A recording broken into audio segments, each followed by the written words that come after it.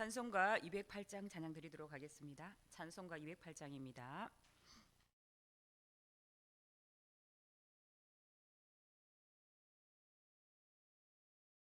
찬송가 208장입니다.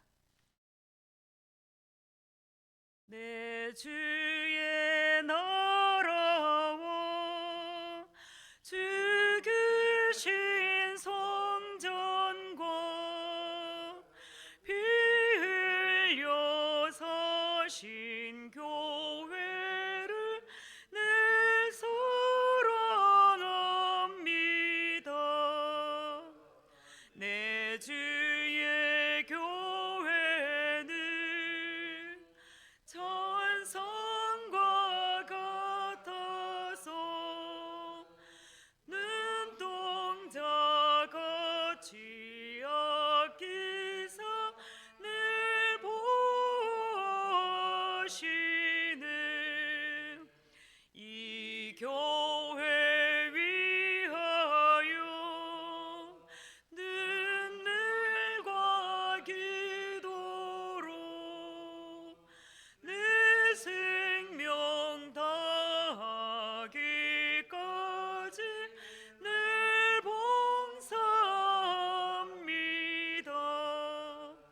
성도의 교제와 교회의 위로와 그 주와 맺은 언약을 늘 기뻐합니다.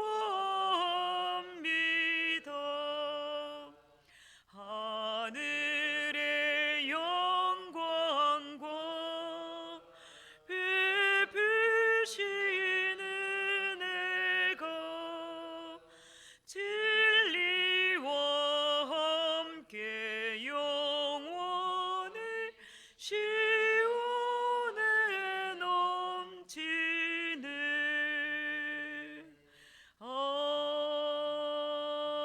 아멘. 신앙 고백 드리도록 하겠습니다.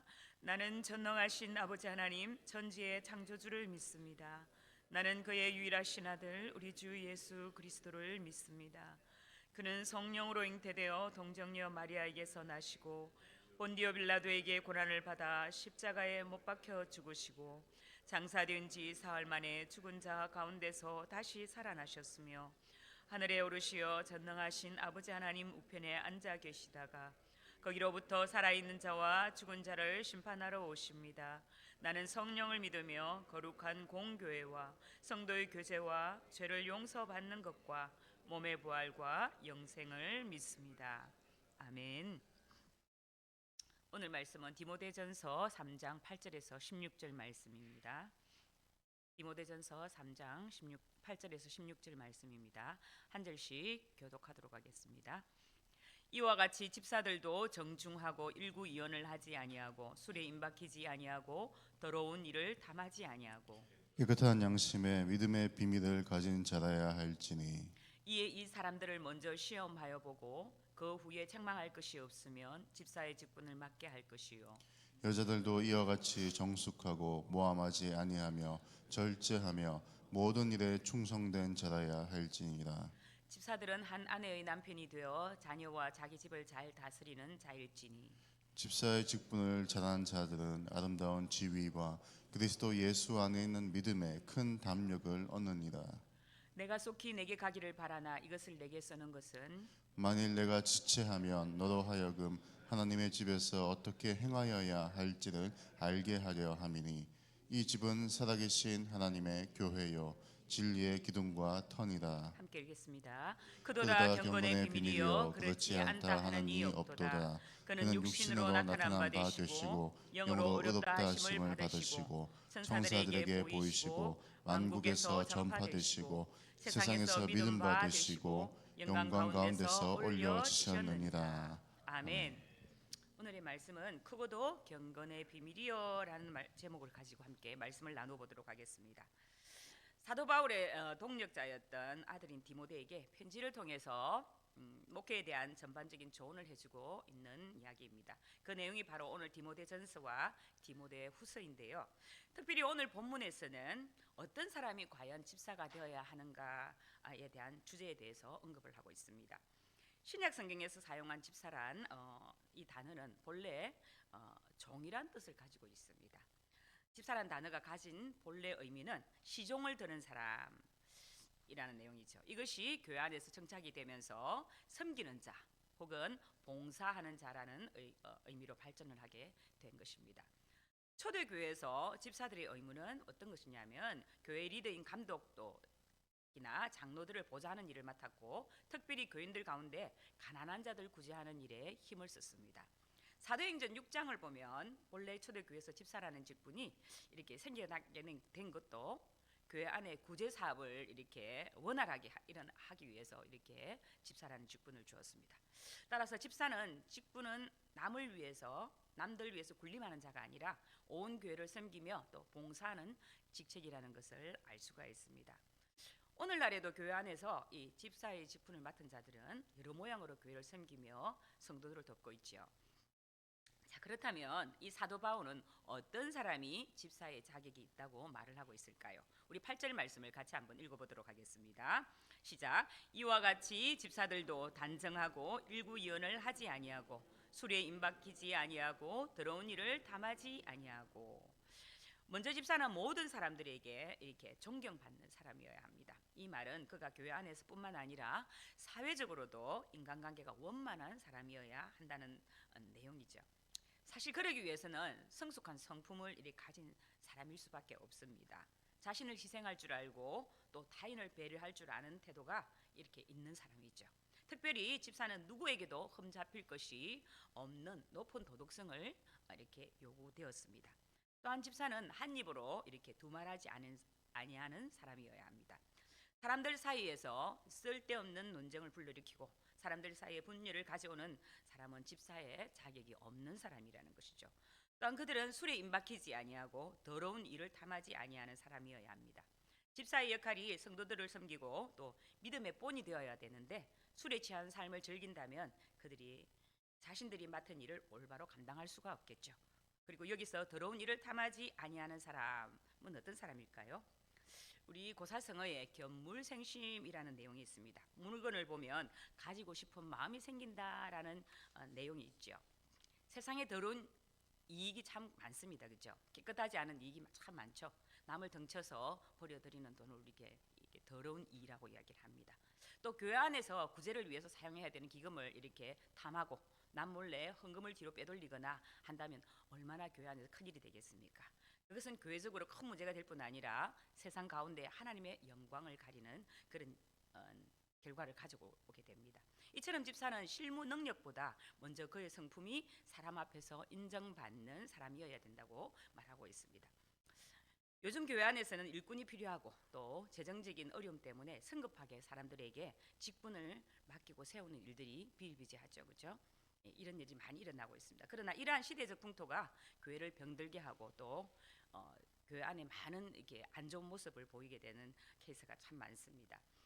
9절 말씀을 보면 깨끗한 양심에 믿음의 비밀을 가진 자라야 할지니 집사는 반드시 영적인 확신을 가진 자 그리고 또 정결한 삶을 가진 자라야 된다고 합니다. 또한 하나님과 그리스도 예수에 대한 확실한 믿음을 가진 자여야 된다는 것이죠. 또한 그 믿음대로 살아가기 위한 깨끗한 양심을 가진 사람이어야 합니다. 사도 바울은 집사를 선출할 때 신중을 기할 것을 권면하고 있습니다. 그래서 이러한 자질들이 보이더라도 시간을 두고 그들을 시험해 봐야 된다고 이야기합니다. 여기서 시험해 보다라는 말은 일부러 어려운 상을 만들어서 공경에 빠뜨리라는 말이 아니라 저 사람이 정말 우리가 찾고 있는 그 사람이 맞는지 또 사람이 진실한 사람인지 또 그리고 예수 그리스도에 대한 믿음과 구원의 복음에 대한 확고한 믿음을 가진 사람인지 교회 전체적으로 이렇게 알아보는 것이 필요하다는 것을 의미하고 있습니다. 후보자들이 교회 안에서 비방받는 일이 없고 또 모든 사람에게 존경받는 자로 이렇게 나타나게 될 때 그들로 집사로 임명을 하라고 이야기하고 있습니다. 11절과 12절은 집사의 아내들도 집사의 자격과 비슷함을 이렇게 볼 수가 있습니다. 이들은 모두 존경할 만하고 또 정숙해야 하고 또 다른 사람들을 비방하거나 모함하지 않아야 하고 절제하며 또 모든 일에 신뢰할 만해야 한다는 것입니다. 이것은 현실적으로 집 사는 아내와 함께 이렇게 일을 감당하기 때문에 아내도 이러한 정숙하고 존경해야 할 만하다는 것이죠. 위의 내용과 같이 집사의 직분을 충실히 행한 자들이 받게 되는 상이 있는데 그것이 무엇일까요? 첫 번째, 아름다운 지위를 얻게 된다는 것입니다. 두 번째, 믿음의 큰 담력을 얻게 된다는 것입니다. 아름다운 지위라는 말은 특별한 직책을 말하는 것이 아니라 하나님 앞에 서 있는 위치를 말하는 것입니다. 집사의 직분을 잘 감당하는 자들은 하나님 앞에서 아름다운 자들로 인정을 받게 될 것이라는 것입니다. 믿음의 큰 담력을 얻는다는 것은 하나님 앞에서 담대함을 가리키는 것입니다. 죄인은 하나님 앞에 두려워서 떨며 설 수밖에 없습니다. 그러나 집사의 직분을 잘 감당하고 하나님께 아름다운 자로 인정을 받는 사람들은 담대하게 하나님 앞으로 나아갈 수가 있다는 것입니다. 비록 그 역할이 다르지만 감독과 마찬가지로 집사도 자격을 갖추어야 합니다. 교회의 지도자들처럼 교회에서 봉사하는 사람들 역시 모든 면에서 책망받을 것이 없어야 합니다. 그들이 섬기는 하나님께서 언제나 신실하신 분이기 때문에 이렇게 그들의 삶을 이렇게 정결하게 책망받는 것이 없는 자로 세워야 한다는 것이죠. 바울은 특히 그들에게 믿음의 비밀을 간직해야 할 것을 강조하고 있는 것입니다. 14절에서는 바울이 이 서신을 기록한 이유에 대해서 내가 속히 내게 가기를 바라나 이것을 내게 쓰는 것은 이라고 이렇게 운을 띄우고 이야기하고 있습니다. 바울은 에베소를 방문하기를 원했지만 항상 지체되었습니다. 지체되는 그 경우를 생각해서 목회 서신을 기록한 목적을 이렇게 밝히고 있는데요. 바울은 15절에서 말한 것처럼 자신이 에베소에 오는 것이 지체되면 디모데가 어떻게 교회를 잘 이끌어가야 할지 그 지침을 편지를 통해서 이렇게 적어 보내게 된 것이죠. 15절에 보면 교회에 대한 바울의 이해가 나옵니다. 그는 교회를 이렇게 이해했습니다. 바울이 이해한 교회는 하나님의 집입니다. 여기서 말하는 집이란 단어는 건물을 말하는 집이 아니라 건물에서 사는 사람들로서의 가족을 의미합니다.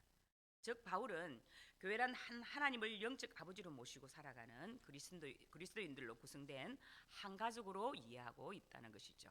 또한 그는 교회를 진리의 기둥과 터라고 이렇게 말씀을 하고 있습니다. 여기서 말하는 진리란 진리 자체인 예수 그리스도를 그리고 그분을 통한 구원의 진리를 가리키고 있습니다. 자, 기둥이란 건물이 무너지지 않도록 받쳐주는 역할을 합니다. 즉 교회는 거짓이 난무하는 이 세상에서 복음의 진리를 수호하는 역할을 하여서 진리가 지탱해 나가도록 하는 사명을 가지고 있습니다. 따라서 교회가 이 세상 속에서 하나님의 말씀인 진리를 잃어버린다면 그 교회는 이미 무너진 교회나 다름이 없다는 것입니다. 16절은 교회의 정체성을 이루는 진리의 내용을 담고 있는데요. 16절에서 말하는 경건의 비밀이 바로 교회가 가지고 있는 하나님의 진리를 가리킵니다. 16절에는 이 내용이 총 6가지로 구성되어 있습니다. 예수님께서 육신으로 나타나신 바 되시고 또 영으로 어렵다 하심을 입으시고 또 천사들에게 보이시고 또 만국에서 전파되시고 세상에서 믿음 바 되시고 또 영광 가운데서 올리워지셨다는 6가지로 이렇게 나누어졌습니다. 이 말씀은 구원자 되시는 예수 그리스도의 삶을 요약하고 있는데요. 또한 이 말씀은 그의 성육신으로부터 성천까지 그의 삶 자체를 육행으로 된 시 형식으로 제시하고 있는 것입니다. 6가지를 나누어 말씀드리자면 첫 번째, 예수님께서 육신으로 나타난 바 되시고 성경이 말하는 진리는 예수님이 참 하나님이시며 동시에 참 인간이심을 말씀하고 있습니다. 그는 참으로 인간의 몸을 입으셨습니다. 그리고 16절에서는 그가 육신으로 나타난 바 되었다고 말하고 있습니다. 하나님이신 예수께서 인간의 성품과 모습을 가지고 이 땅에 태어나신 성육신 사건이야말로 신비 중에 신비라고 말씀하는 것이죠. 두 번째로 영으로 어렵다 하심을 입으시고 이 세상에 죄가 없는 인간은 단 한 사람도 없습니다. 그러나 비록 예수님께서 육신의 몸을 입고 이 땅에 인간의 모습으로 오셨으나 예수님께서는 죄가 없으신 분이십니다. 그리고 그분은 완전하신 분이십니다. 죄를 지은 우리들을 위해서 이 땅에 인간의 모습으로 오신 예수님은 죄가 없으신 유일하신 분이십니다. 세 번째, 천사들에게 보이시고 예수 그리스도께서 땅과 하늘의 주인이심을 이렇게 또 보이시는 내용입니다. 네 번째와 다섯 번째는 만국에서 전파되시고 세상에서 믿음 바 되시고 예수 그리스도의 복음이 온 세상에 전파될 것입니다. 실제로 사도행전 1장 8절 말씀에 예수님께서 주신 말씀이 있죠. 오직 성령이 너희에게 임하시면 너희가 권능을 받고 예루살렘과 온 유대와 사마리아와 땅 끝까지 이르러 내 증인이 되리라 하신 말씀을 성취되고 있는 것입니다. 지금도 예수님의 예수 그리스도의 복음은 전 세계 방방곡곡에 전파되고 있습니다. 즉 복음이 전파될 뿐만 아니라 온 세상 많은 사람들이 이 복음을 믿게 될 것입니다. 여섯 번째로 영광 가운데 올리우셨음이니라. 이것은 예수 그리스도의 성천에 대한 내용입니다. 주님께서는 사망과 죽음의 권세를 이기셨고 또 부활 성천하셨습니다. 사도행전을 보면 예수님께서 제자들이 보는 가운데 성천하셨고 또 천사들은 그가 올라가신 모습을 그대로 구름 타고 다시 우리 중에 오실 것을 말씀해 주고 있습니다. 승천하신 예수님은 하나님 우편에 앉아 계십니다. 그리고 온 세상을 심판하시기 위해서 다시 오실 겁니다. 성도 여러분, 이 땅 어느 누구도 오늘 본문과 같이 이런 자격을 완전히 갖춘 사람은 없습니다. 그렇죠? 오늘 집사의 직분처럼 가진 우리 여기서 아무도 감당할 사람이 없습니다. 집사를 갖출 만한 그런 자격을 갖고 있는 사람은 아무도 없습니다. 그럼에도 불구하고 하나님은 우리에게 교회의 귀한 직분을 받게 주셨습니다. 그러므로 우리는 늘 감사하는 마음을 가지고 받은 직분을 충성함으로써 열심을 가지고 감당해야 된다는 것입니다. 그리하여 이 땅에서 아름다운 칭찬을 듣고 하늘나라에서도 넘치는 상급을 받는 복된 성도들이 되시기를 간절히 바랍니다. 그리고 삼성교회가 좋은 교회가 되었으면 좋겠습니다. 좋은 교회란 이렇게 크고 화려한 교회가 아니라 예수 그리스도께서 어떤 분이신가를 올바로 알고 또 전하며 열심히 섬기는 그런 교회입니다. 또한 예수님을 올바로 섬기는 것이 바로 참된 경건입니다. 참된 경건으로 교회가 진정한 진리의 기둥과 터가 되는 일에 소중한 역할을 감당하는 성도님들이 되시고 또 예수 그리스도께서 전해주신 이 놀라운 구원의 복음을 믿음으로 고백하며 날마다 우리를 구원하신 주 하나님과 그리스도 예수를 찬양하며 전파하며 살아가는 저와 여러분 되시기를 주님 이름으로 축복합니다. 기도하겠습니다. 아버지 하나님, 오늘도 귀한 말씀으로 우리에게 허락하여 주심을 감사합니다. 주님, 오늘 말씀을 보면 참으로 우리가 이 직분을 주심에 얼마나 두렵고 떨리는 마음으로 감당해야 될지를 또한 깨닫게 하심을 또한 감사합니다. 아버지, 이러한 자격을 갖추지 못한 나의 모습을 보면서 정말 내가 이것을 감당할 자격이 있는가 한번 오늘도 돌아보면서 다시 머리 숙여 주님 앞에 무릎 꿇고 나아가기를 원합니다. 비록 감당할 만한 자격을 갖추고 살지는 못하지만 아버지, 이 직분을 감당하기 위해서 하나님 은혜가 필요하고 말씀의 은혜로 뭉쳐서 하나님 내 심령 가운데서 이 직분을 감당할 수 있는 은혜를 허락하여 주시기를 간절히 소망합니다. 오늘 하루도 살아가는 이 말씀을 또 바라보면서 믿음으로 우리를 구원하신 이 땅에 인간의 몸을 입고 나의 죄를 위해서 이 땅에 오신 우리 주 예수 그리스도의 그 모습을 바라보면서 구원하신 그 은혜를 찬양하며 날마다 기쁨으로 이 직분을 잘 감당할 수 있도록 주의 역사하여 주시기를 간절히 소망합니다. 오늘 이 말씀 가운데 살기를 간절히 소망하며 우리 주 예수 그리스도 이름으로 기도드립니다. 아멘. 하늘에 계신 우리 아버지의 이름을 거룩하게 하시며 아버지의 나라가 오게 하시며 아버지의 뜻이 하늘에서와 같이 땅에서도 이루어지게 하소서. 오늘 우리에게 일용할 양식을 주시고 우리가 우리에게 잘못한 사람을 용서하여 준 것 같이 우리 죄를 용서하여 주시고 우리를 시험에 빠지지 않게 하시고 악에서 구하소서. 나라와 권능과 영광이 영원히 아버지의 것입니다. 아멘. 오늘의 기도 제목을 함께 나누겠습니다. 성도들이 가정과 직장을 위해서 기도하겠습니다. 2024년 가정마다 하나님의 은혜와 성령의 기름 부으심이 있도록 성도들이 직장과 생업에 번창을 주시고 직장 속의 그리스도인으로 승리하는 성도가 되도록 한우들의 치유와 회복을 위해 기도합니다. 수요 예배 활성화와 말씀 전하는 설교자를 위해 기도해 주시고 우리 주중에 이루어지는 중보기도 목요선도 엘림행복학교 또 금요 찬양기도회 성경연구원 이런 사역 가운데서 하나님께서 성령의 불같이 임하셔서 사역들이 정말 아름답게도 이루어지며 그것을 통해 교회가 밑거름이 되어지고 활력이 될 수 있도록 또 2024년을 마무리하며 한 해를 돌아보며 부족한 우리의 믿음과 맡겨주신 직분을 소홀함이 없었는지를 돌아보게 하시고 2025년도에도 내게 주신 직분 기쁨으로 감당할 수 있는 성도가 되도록 위해서 기도해 주시기 바랍니다. 주여 외치고 기도하겠습니다. 주여